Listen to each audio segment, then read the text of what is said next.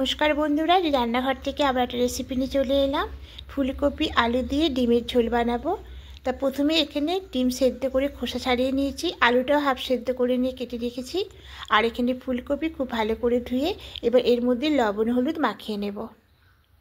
Mixer জারের মধ্যে কয়েক টুকরো আদা, রসুন আর কাঁচা লঙ্কা সামান্য একটু জল দিয়ে একটা পেস্ট করে নেব। পেস্টটা করা হয়ে গেছে। এবার এদিকে কড়াইয়ের মধ্যে বেশ কিছুটা সরষের তেল দেব।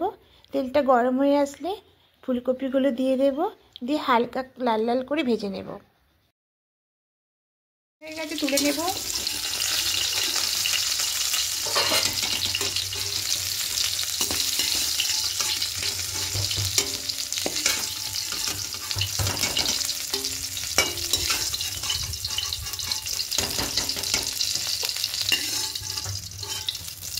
এবার এখানে ডিমগুলো দিয়ে দেব।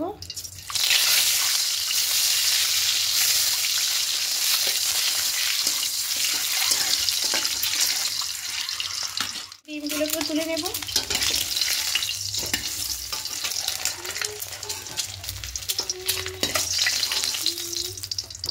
এবার এই তেলের মধ্যে সেদ্ধ করে কেটে রাখা আলুটা দিয়ে দেব।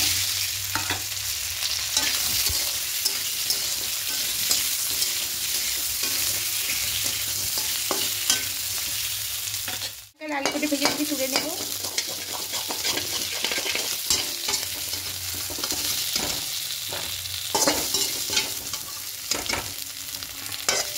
এখন শীতের সিজনে ফুলকপি উঠছে, আর এরকম একদম টাটকা সবজি মানে ফুলকপি থাকলে দারুণ খেতে লাগে।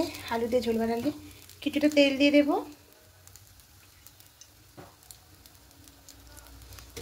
এবার এখানে ফোড়ন দেব দারুচিনি, এলাচ, লবঙ্গ।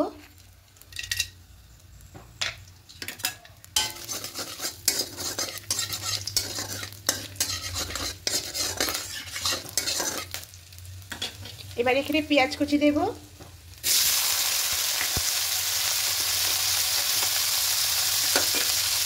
আর একটা বড় সাইজের টমেটো কুচি দেব।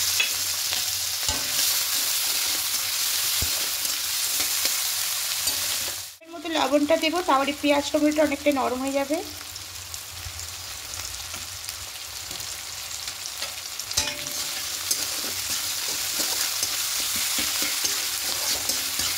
এবার হালকা করে ভেজে নেব, পেঁয়াজ টমেটো নরম হওয়া পর্যন্ত একটু ভেজে নেব।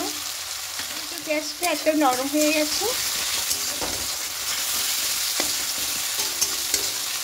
এবার এখানে দেব আদা, রসুন আর কাঁচা লঙ্কা পেস্ট। আর দেবো ধনিয়ার গুঁড়ো, জিরে গুঁড়ো আর হলুদ গুঁড়ো।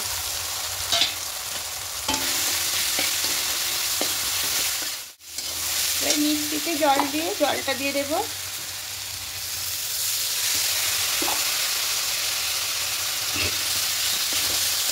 খুব ভালো করে একটু কষিয়ে নেব।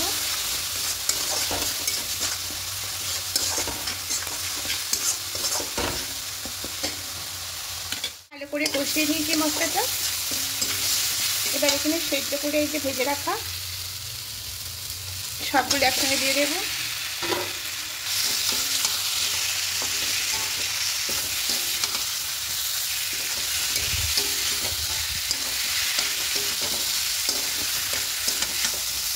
একটু হালকা করে কষিয়ে নেব। মশলা যত কষিয়ে রান্না করবেন তত রান্নার টেস্ট হবে।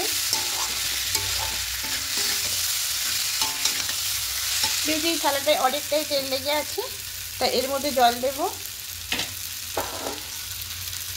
জলটা কিনে দিয়ে দেবো।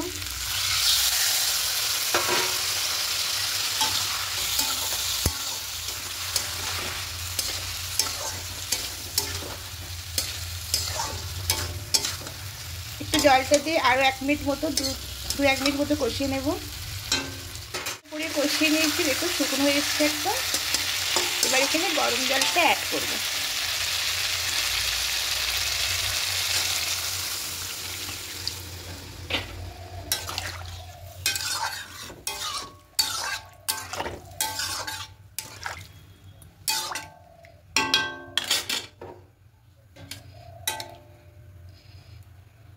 এবার ঢাকা দিয়ে কিছুক্ষণ রেখে দেবো। খুলে নেব। ঝোলটা ফুটতে শুরু করে দিয়েছি। এখানে ধনিয়া পাতা কুচিটা দিয়ে দেবো।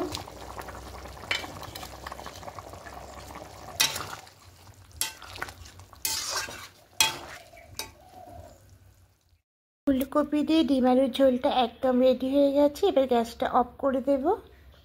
তো সিজনের কপির স্বাদ খেতে দুর্দান্ত লাগে, আর এভাবে করে ঝোল বানালে সত্যি খুবই ভালো লাগে। আর যদি বন্ধুরা আমার রেসিপিগুলো আপনাদের ভালো লেগে থাকে অবশ্যই কমেন্টে জানাবেন।